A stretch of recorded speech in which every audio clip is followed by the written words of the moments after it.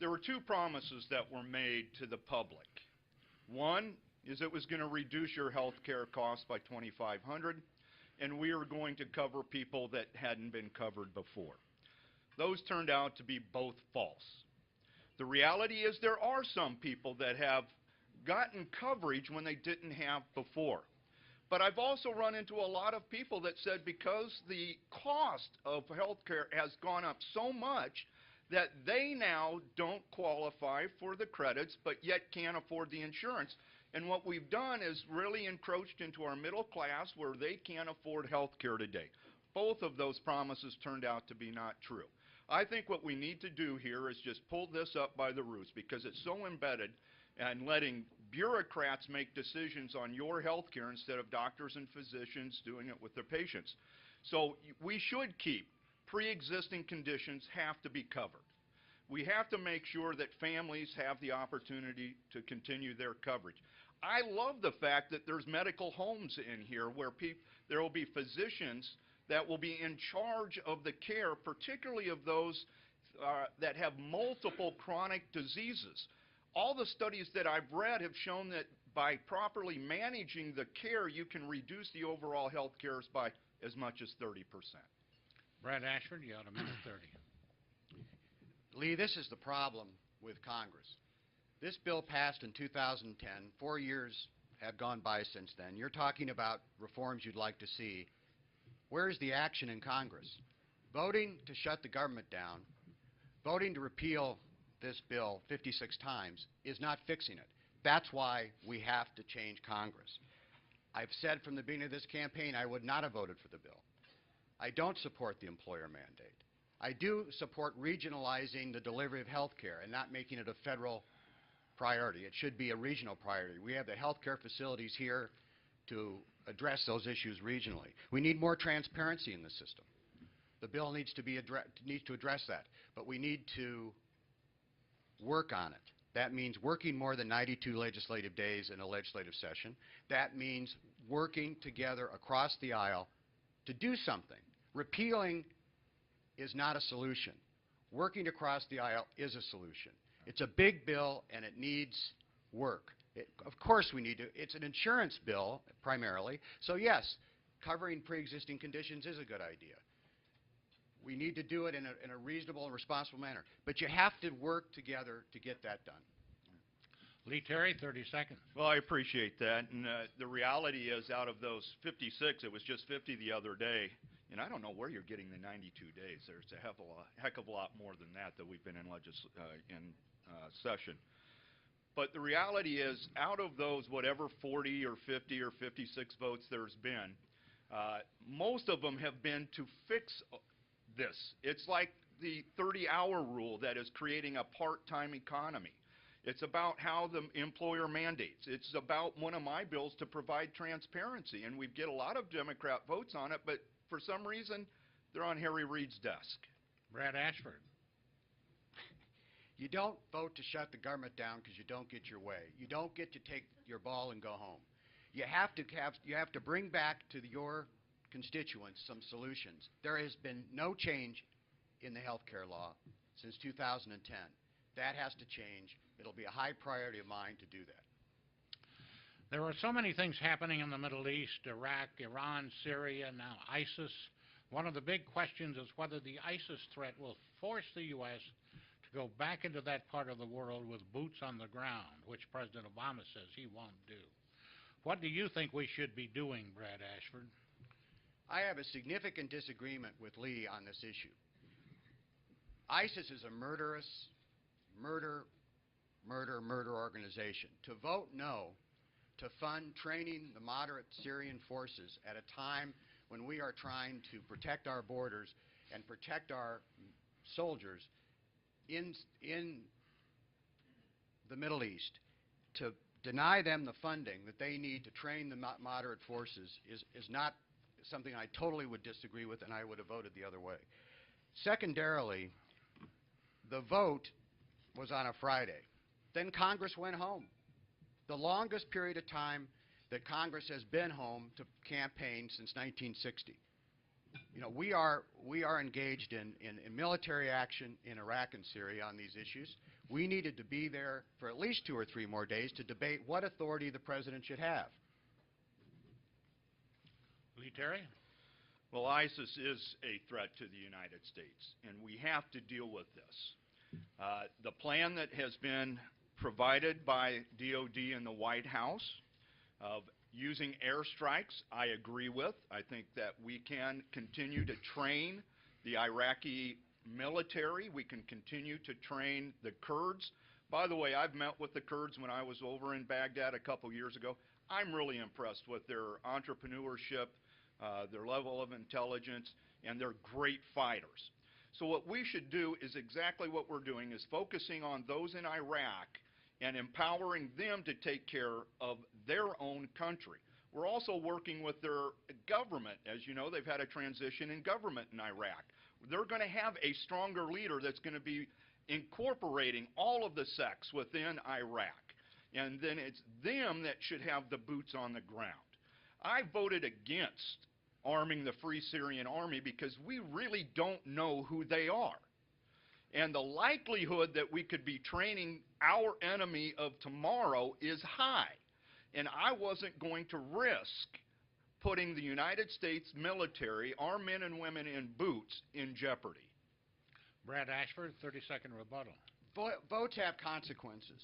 The effort to train moderate forces in Syria was a bipartisan effort. Over 300 members of Congress voted for it.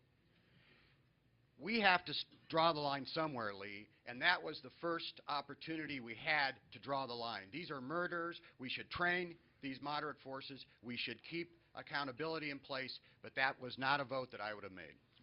Lee Terry. And I disagree with you on this one. We have had too many examples of people that we have trained that have turned their guns on us. And the American public is sick of that. I hear of that all of the time. And so let's use the military that exists there, and that's from the Iraqi government. And I believe Turkey should get more involved. They're already spilling over the border in Turkey right now. Let's use those people that is their homeland. Let's train them. Let's not train our enemies. New question. Everybody seems to agree there is an income gap in this country. The rich get richer and the poor get poorer. How would you approach this if you agree it's a problem? Is there or should there be a government role in solving it, Lee Terry? There is a government role. It's limited and it's effective. We have to grow our economy and create jobs. If we're going to look at how we grow our economy, we have to look first at what buoys the middle class, and that's our manufacturing jobs. I'm frustrated that somehow there's an attitude out there that we can't compete with China on jobs. That's wrong. That's bull. We need to focus on bringing those jobs back to America. Those are good, high-paying jobs. Some of the things we have to do to make that happen is reform our tax code so we can be more competitive. We do that, we bring jobs home. But if we create those jobs here in the United States, we have to have the skilled workforce. What I'd love to see is take our folks that are working at a lower level, lower wages, help them step up. Let's make sure they get the right education, the skills that are necessary to take the $40,000, $50,000 job openings in our manufacturing today, and that's how we can lift people out of poverty. Now, there's a lot of other things we have to do, and that's still encouraging what makes America great, and that's the art of entrepreneurship. And the reality is that the rules and regulations on our job creators today is stifling, and that's one of the reasons Gallup polling is showing that there's more business shutdowns today than there are businesses being created. We've got to reverse that. Brad Ashford for a minute 30. Okay. We definitely need to provide job training across the board. I support vocational education in the schools and have offered legislation on that topic numerous times in the legislature. I support the minimum wage for the very reason that we need to have a skilled workforce. In order to be skilled, they have to be trained. Most Americans on the minimum wage are women, and many of them are single parents. They must have at least some basic wage in order to protect their security so they can be trained. people aren't trained overnight. They're trained over a period of months and years. So I do not, the federal government, the Congress has failed to vote on the minimum wage for the first time in decades. In decades. So we need to have the minimum wage so that people can have job security or financial security so they can attain job security by getting the training they need, either in vocational education or at community colleges or with an employer. That helps employers because the job training will elevate those people to places where they can do welding jobs. They can do the kinds of jobs that are out there. But minimum wage since the 1930s has been a clear part of that policy. Lee Terry for 30 seconds. Well, I appreciate the mention of the importance of workforce development. And we passed a bill just recently in the House in a very bipartisan way that's still sitting over in the Senate that reformed workforce development so we train people. And yes, there's an employer component for it. And I wish that my friend Senator Ashford would have done that for veterans in the legislature when he helped bottle up a bill that would have provided workforce development and skill development for our veterans. Brad Ashford, 30-second rebuttal. I support, certainly when it comes to veterans, I support job training for veterans. We've done it in the legislature. I will do it in the Congress. Those dollars need to go for job training, and that should be the priority. But again, equal pay for equal work for women, the minimum wage, vocational education, all policies that I have been supportive of and advanced in the legislature and would support in Congress. New question. Lee Terry, you have highlighted your efforts for veterans during your years in office. Brad Ashford, you have questioned Mr. Terry's sincerity relative to veterans. We want both of you to defend your positions, and Brad Ashford, you first. We have a second-rate veterans hospital built in 1950. We have a plan, well, at least supposed a plan from 2007 that has not been implemented. The cuts in the 2011, 2012, 2013 time frame have consequences, Lee. The reason that we have gone down the list is because the money is not there to do the work. So now we have a deputy assistant undersecretary coming to Omaha to say we're going to look at different ideas on the Veterans Hospital. That's not a solution. After 16 years, that's not a solution. So what we need to do is we need to stop the sequestration, the across-the-board cuts, because those cuts have consequences. And that's what the Congress has done. We need to be laser-like in how we budget. We need to go line by line by line. And if veterans are the priority, which I believe they are, over 1 million veterans now have been in Iraq and Afghanistan. We should have prioritized veterans when we were in those conflicts and not used each budget year as a crisis and not plan for them financially. That's the problem. Votes have consequences. And that's why the Veterans Hospital has not been modified. That's why we don't have a new VA. And that's why we've gone down the list. Lee Terry for 1:30. Wow. I can't, that's just absolutely false and fanciful. Now, let's look at the effort that I started and then teamed up with Ben Nelson to get a replacement hospital, because the 1947 built hospital is really the infrastructure's to king. It was a teamwork, and in about 2010 we got the VA to agree that we need a new facility. Unfortunately, since then, and by the way, Brad, do your research. Veterans wasn't sequestered. That wasn't part of sequestration. So what they need, they tried to get back into hospital building. They did a poor job of it. They haven't gotten down to number 5 on the list in 4 years. It's going to be a long time. And I'm showing leadership because we can't wait for the VA when they're almost spending 100% more than they budget on each hospital, the 4 that they're building. And so we wanted to put some options on the table. Our entire delegation met with it. Our community has been kind enough to put some options on the table. But I'm also proud not only of my efforts for the VA hospital, but my efforts in getting a national cemetery here. That was all my initiative. And yes, I got help from Ben Nelson. And also, the homeless shelter when the VA wasn't going to do anything about homeless veterans. I'm the one that got a group of developers together, and then that brought the VA back in, but that was, again, my initiative. I'll stand on my record supporting veterans. Brad Ashford, 30-second rebuttal. Lee, you voted against vouchers in 2011. You voted against vouchers for homeless veterans in 2011. And you're telling us that the 28 beds or 30 beds that you have in the veterans home is your initiative. That's fine. I'm for that. That's a good idea. But votes have consequences. And when you vote to cut something and then claim credit for it, it doesn't go together. And quite frankly, sequestration does apply to construction. Lee So Terry? the reality here, Brad, is, and the people here, those bills that actually were the veterans' bills that did the real work, I supported. I voted for. He talks about these motions to recommit or their budget that had all of the tax increases in them, spent more, would have put us more in deficit spending. Yeah, I voted against those, but that was the totality. The veterans' bills, the real bills, I supported. New question. Outside groups are running ads in this campaign. Would you push to limit campaign donations and overturn the Citizens United decision of the Supreme Court, Lee Terry? Well, the Supreme Court has made it pretty clear, and it's understandable that probably the highest level of protected speech is political speech, that we should have the right to voice our opinions about what principles you agree with. So I don't support turning that over because I'm about free speech. I'll protect people's free speech.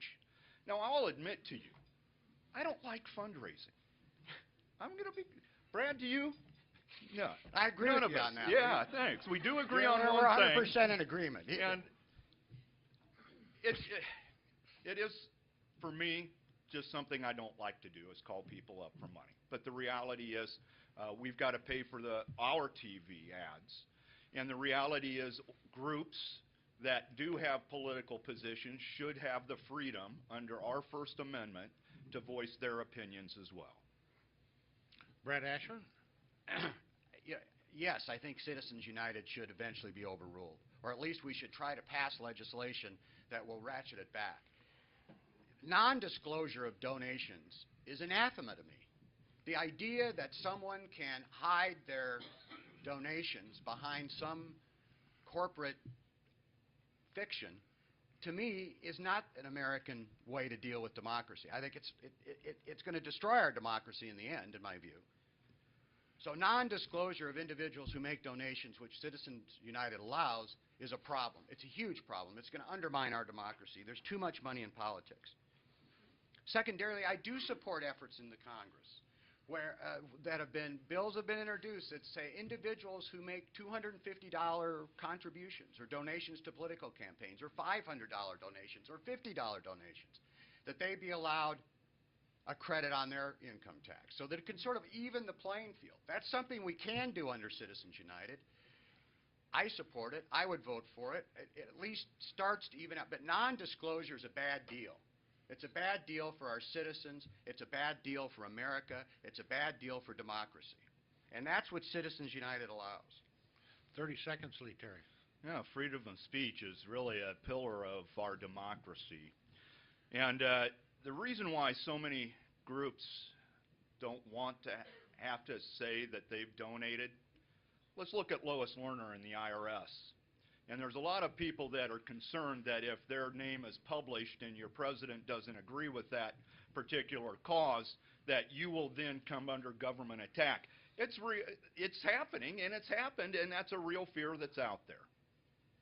Brad Ashford? You ought to disclose, if you give money to a political campaign, you ought to disclose who you are. I mean, you know, and so that individuals will know where their support's coming from. I don't see any I don't have any problem with that. And quite frankly, as far as the limits on spending, I get queasy about that for some of the First Amendment right kinds of considerations. But disclosure has to occur. Citizens United allows donations without disclosure. That's not democracy. It's a bad idea, and it's not the First Amendment, in my view. New question. Brad Ashford, recently University of Nebraska-Lincoln scientists provided a report on climate change as it would affect Nebraska. How should Congress address the issue of climate change? Well, first of all, they need to have a comprehensive bill on the environment. And again, Congress has not done that. So we don't have a clear idea of where the country's going on the environment. So we need comprehensive energy legislation.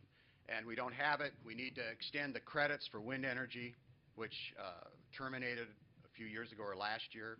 We need to extend those credits. I think we should do what we've done in the Nebraska legislature. We dealt with the pipeline issue by going into special session, passed a bill that moved the pipeline into much less dangerous areas off the aquifer, and we put in place a process for pipeline approval. And it wasn't just for TransCanada, but it was for all future pipelines. We, in Nebraska, are not allowed to introduce or pass special legislation as you are in the Congress. We were able to put together a bill that dealt with landowner rights, dealt with environmental concerns, and we were also able to pass tax credit bills for wind energy. We've done that in Nebraska. We've got a ways to go. But we've made a start. Congress does not want to vote on comprehensive anything, including energy. Lee Terry for a minute 30. There is a national policy proposed by our president. It was called cap and trade. The House of Representatives rammed it through our committee and rammed it to the floor without any Republican involvement in that policy. I even asked for a simple amendment regarding transmission of electricity from wind turbines in Nebraska to the cities. And Henry Waxman, the chairman of that committee, said, "Are you going to support cap and trade?" And I said, "No." He goes, "Then you don't get an amendment." That's how it worked. So that's their policy. And so my policy is one of all of the above. I embrace renewable fuels. We need to have diversity in our portfolio of whether it's generating electricity or in our transportation. But we have to recognize that energy is a cornerstone of our economy. It's a real advantage to the United States that we have affordable and reliable energy. So when we develop our policies, keep in mind that that makes us more competitive in a global environment when we're trying to get the jobs back. Now, the rules and regulations in lieu of legislation called cap and trade, like the new proposed rules on current electrical generation, where you basically set the limits for emissions under what coal can be under today's technology, is not the right path to do. We need to do what we have is get together, Republicans and Democrats. Let's come up with all of the above solutions for both transportation fuels and generating electricity, and we will lower our emissions. Brad Ashford for 30 seconds. Yes, you have to bring together Republicans and Democrats. That's not what happens. That's not what happens in our Congress today. So rules and regulations occur because a legislative body doesn't act. I'm sorry what Henry Waxman said. Well, go find somebody else other than Henry Waxman and see if you can work out some kind of a compromise. This is way too partisan. We need to have a congressional debate on energy and not a regulatory scheme. Lee Terry for 30. You know, I actually had a Democrat co-sponsor on that. And Brad, I've got a track record of working with the other side. In fact, one of the people that came from Chicago to support you, my ranking member on my subcommittee, who was one of the most liberal partisan people, we were able to work together and came and had a bill that forced the Department of Commerce to identify the barriers to foreign investment in the United States, because we both wanted to make sure that we were creating jobs. New question.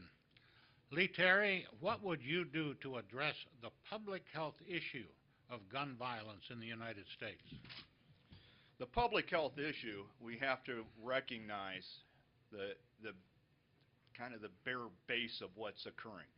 If you dissect all of the gun shootings, the mass murders, whether it's been with knives or guns, there's been one common denominator, and that's mental health.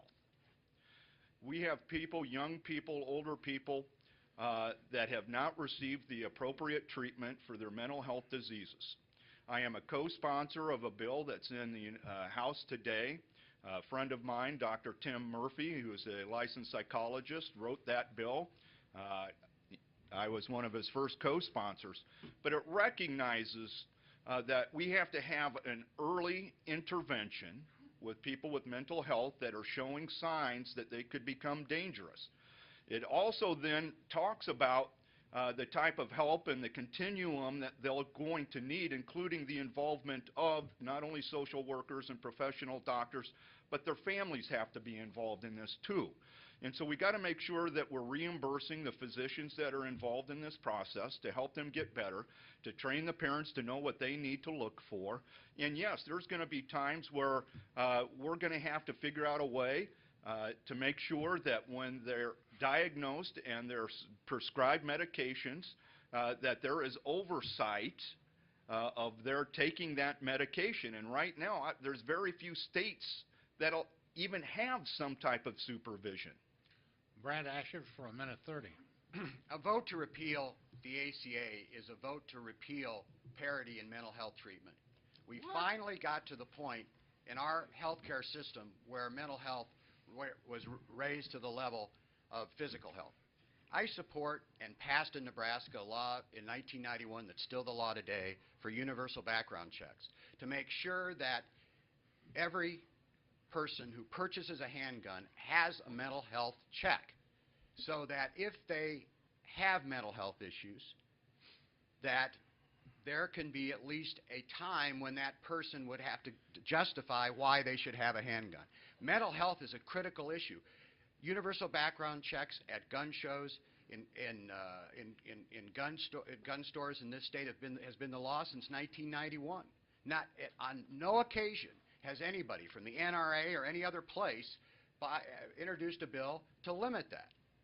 So I don't know where you are in universal background checks, Lee, but it seems to me that background checks for purchase of handguns ought to include mental health checks. Lee Terry for 30 seconds. Well, Brad, you say some of the things that just baffle me when you say something like repealing the ACA repeals mental health care. That's just not true.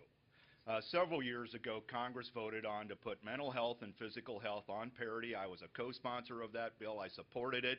And regardless of repealing the ACA, it's going to still be there.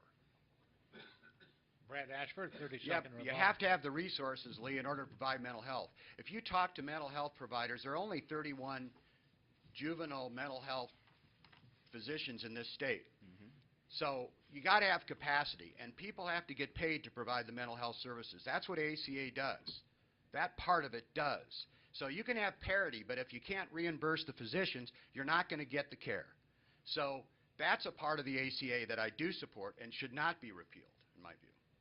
New question.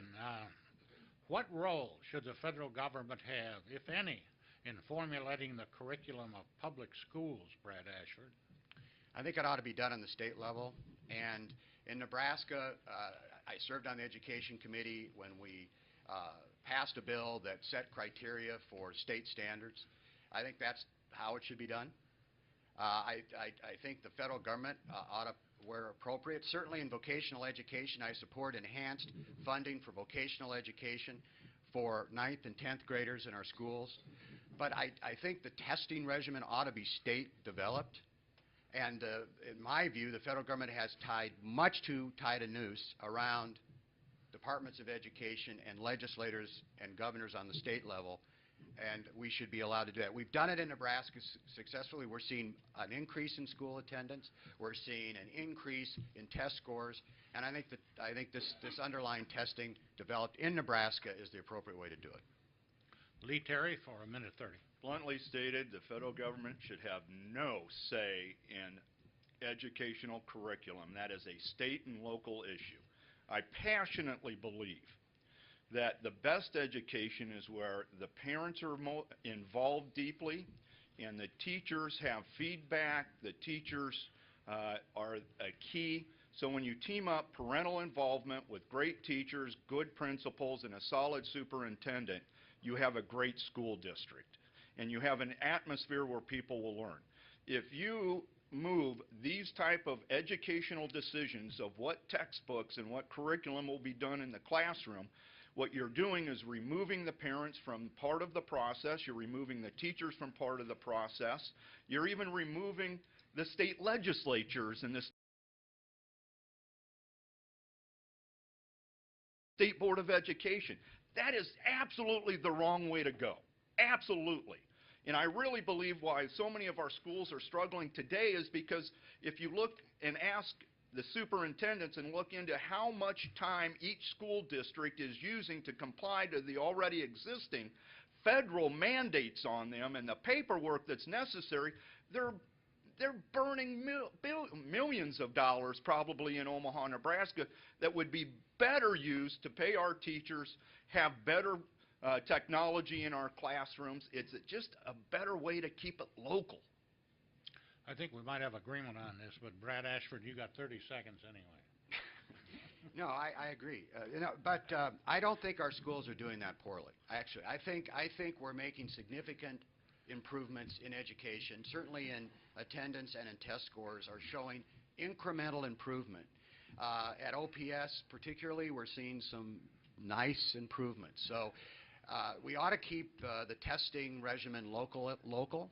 We ought to keep the state legislature, Department of Education, and the local school districts working together on developing the best kind of testing and standards. Lee Terry, 30 on that? Again, it's just about keeping it local. And I will say one thing that an experience that we've seen as parents is that many times, even though the curriculum is done local, the schools only have one source to get the school books. I think that's something that our State Board of Education and our state legislature should look at, is making sure that there's alternative textbooks, so that the textbooks today are being written to Common Core. So the reality is, if these school districts are buying the textbooks that are forming Common Core, we're going to get it whether we like it or not. New question. Lee Terry, 40 million American college students are burdened by student debt amounting to $1.2 trillion. What policies or programs would you propose to assist young professionals in reducing this debt? Well, there's no doubt that this debt is strangling the young people that are trying to set themselves on a course to be successful. We need to think about this. I'm proud that I put myself through college. My wife is proud that she put herself through college. I did it by working several jobs and student loans. I was lucky enough when we got married that Robin had some of her student loans left. So I know about paying back our student loans and what a burden that can be.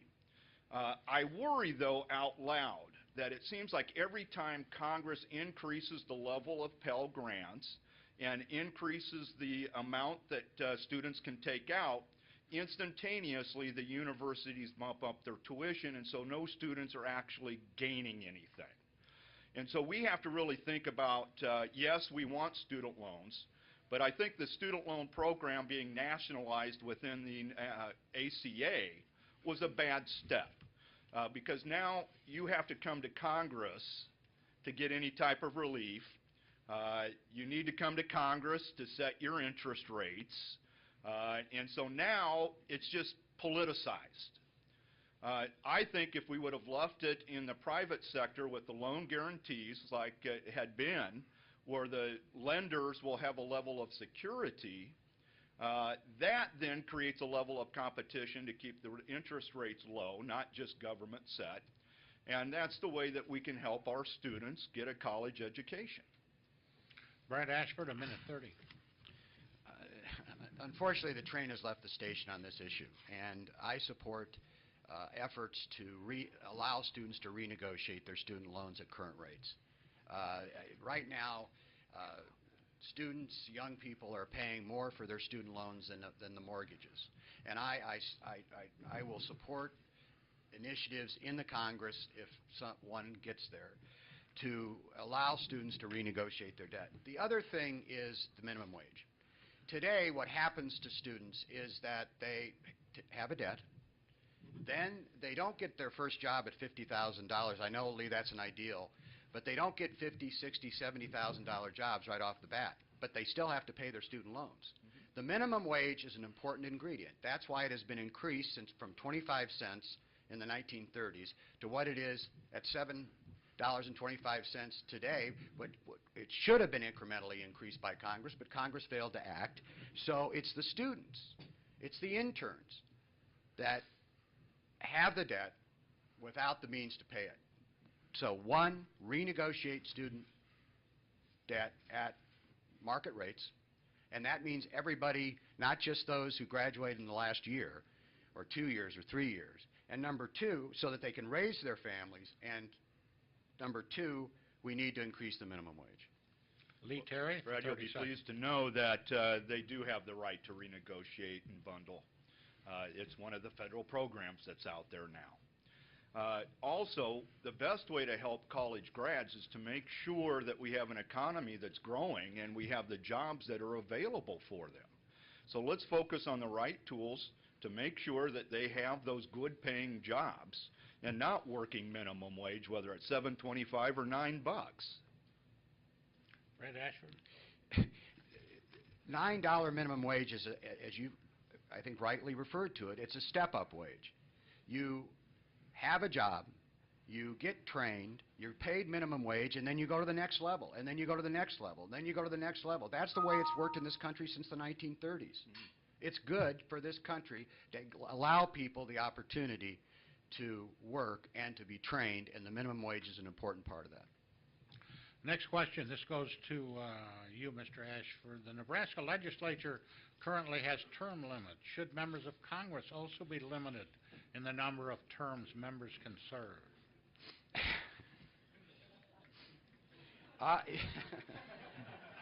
I just can't wait, Lee. What do you want to go for it? No, anyway, 16 years, I think, is the. Now, look, I think.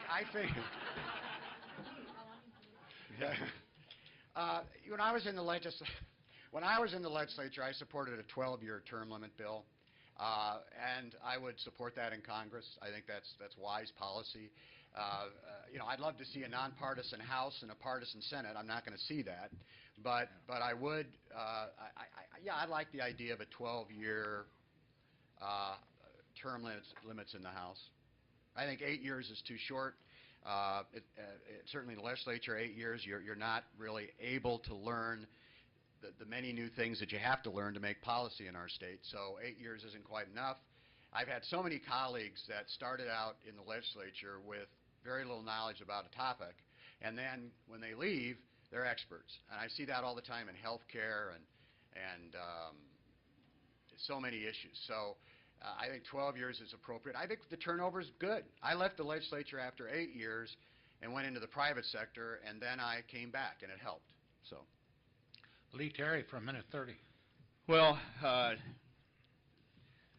some of you may remember, because I hear it once in a while, that when I first ran, very naively signed or said that I would serve only 6 terms. And then when I got to, or 6 years, 3 terms, and when I got to Congress, I was immediately dubbed with my colleagues as the lame duck caucus. When I went and asked for my committee assignments, they said, no, we're going to put you on the lowest level committees because, frankly, it takes a lot more than 6 years to get to know these intricate details of the issue, so we're not going to put you on a significant committee.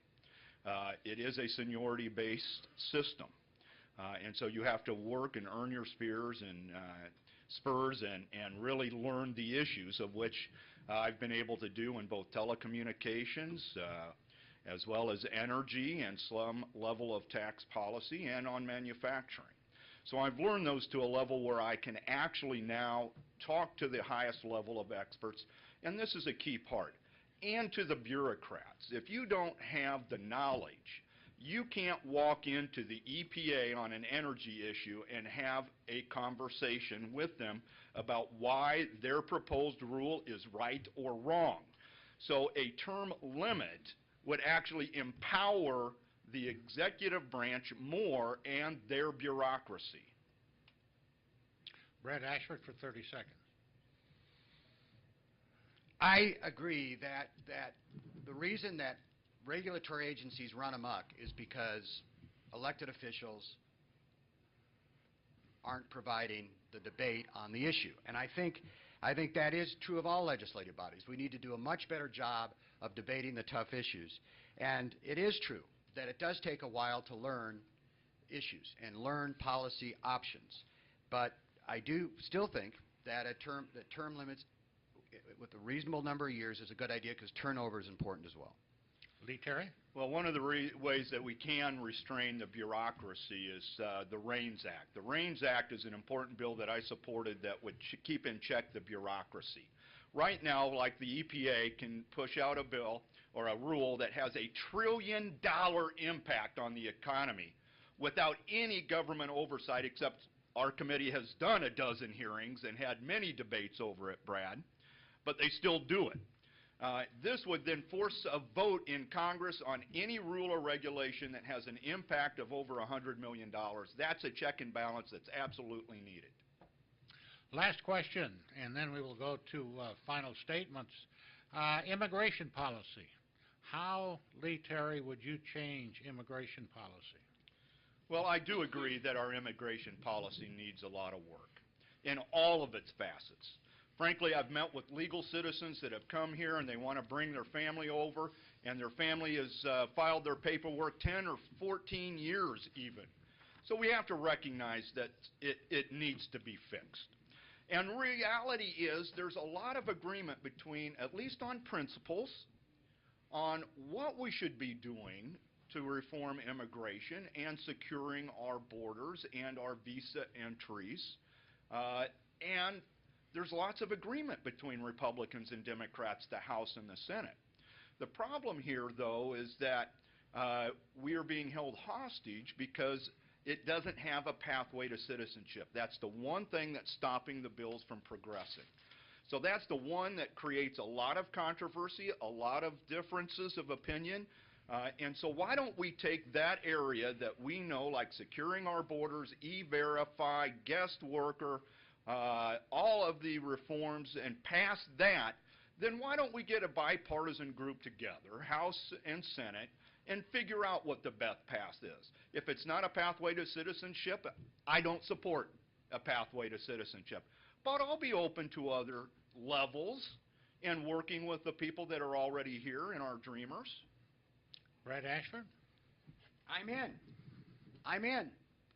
It's been 10 years since there's been a real debate on the floor of the United States Congress, certainly of the House, on immigration. There has not been a debate. So I'm in. Take the 6 parts that you want to debate. Let's get them on the floor. Let's debate them. And let's decide what legal status means.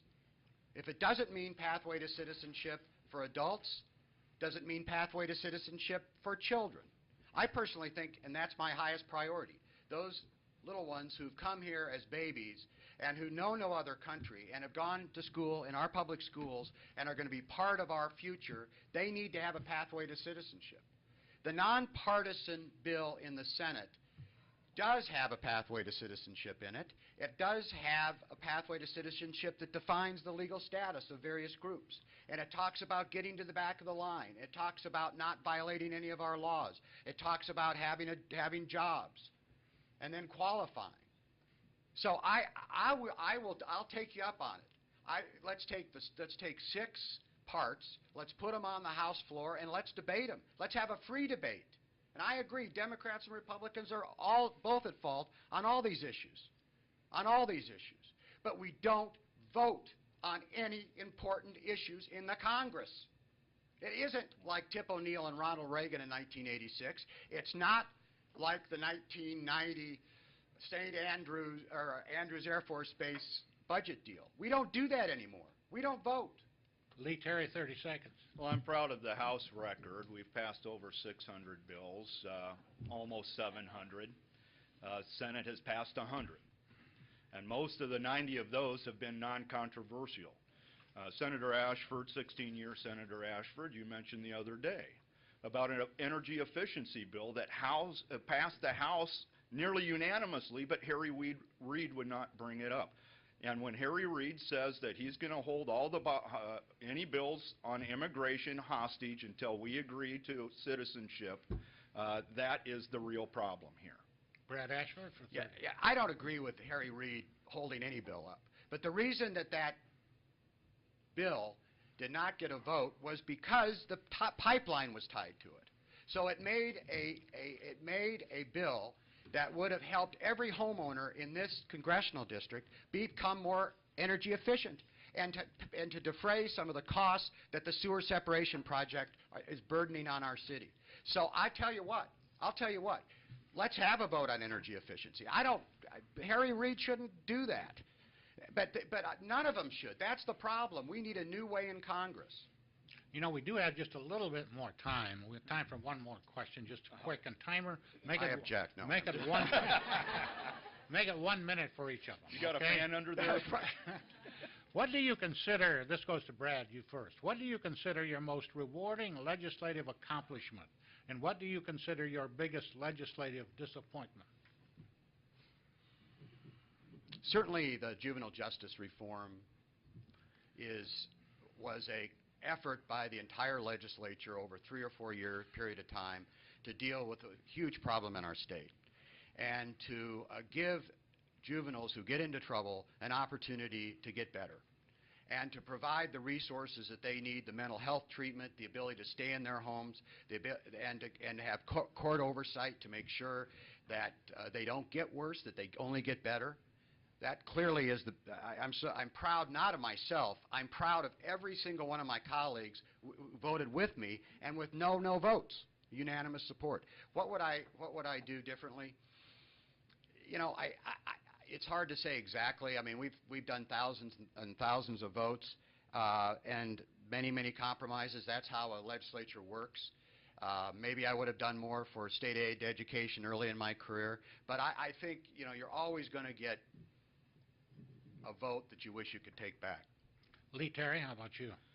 Well, have accomplished a lot in the energy field. Of course, I fought to get on the Energy and Commerce Committee because one of my dreams, knowing that a country that's not dependent on foreign countries to power their economy is a much more dynamic economy and will create more high-paying jobs.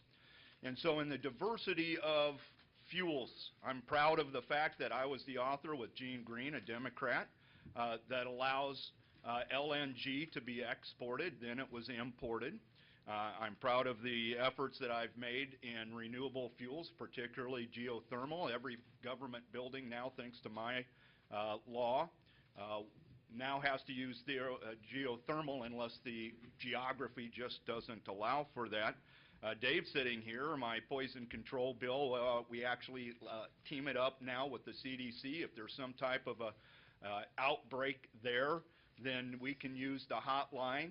Those are the type of things that we've worked on and I'm proud of. Disappointment? Disappointment, I got to tell you, I'm not really disappointed in any of the bills that I've gotten passed. My biggest one that I think I wish I had back was the vote to go into Iraq.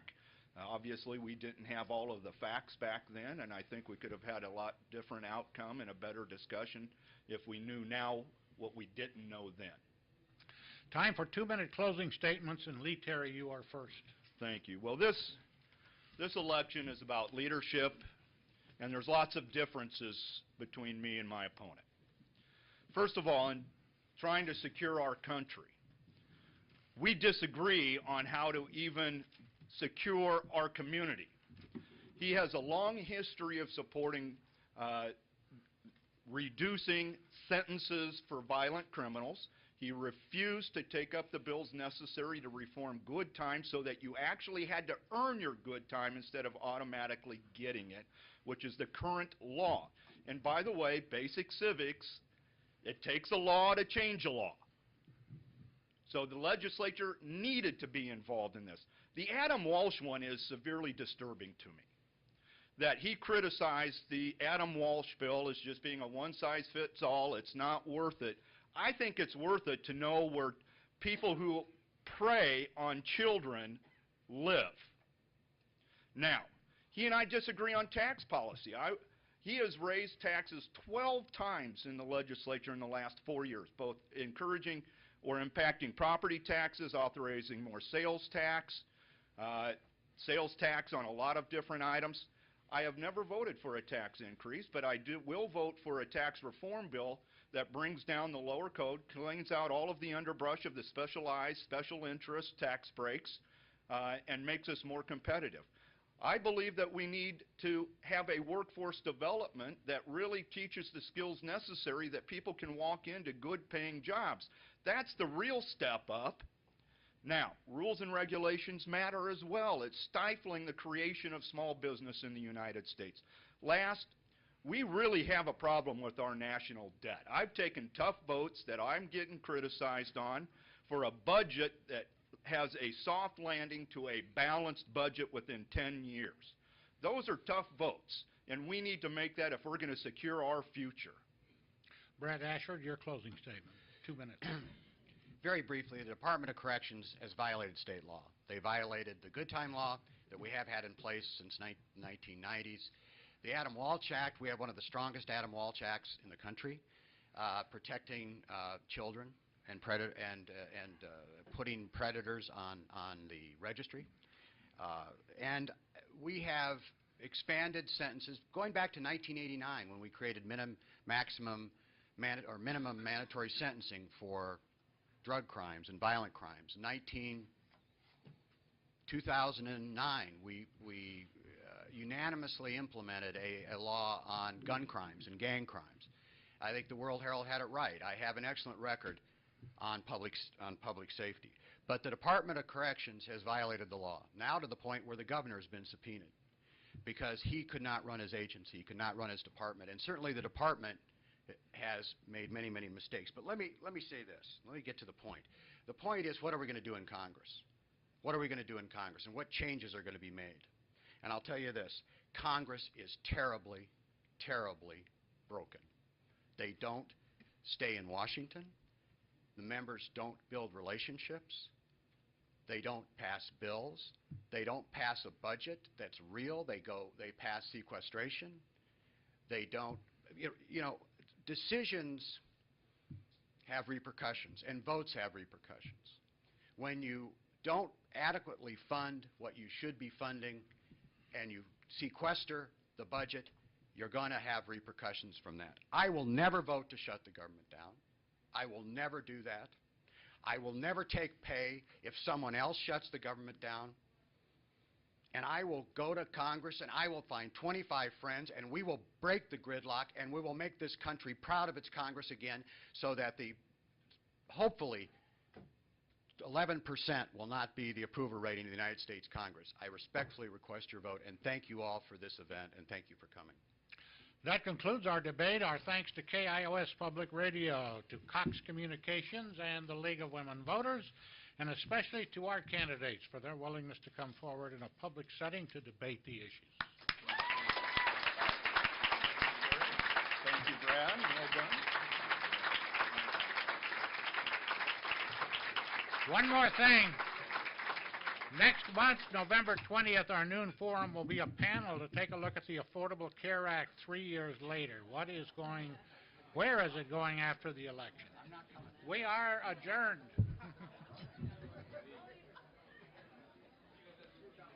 Thanks, Gary. Hey, thank you, job. Lee. You bet. Have a good one. All right. I actually have a conference call right now. Oh, you do, huh?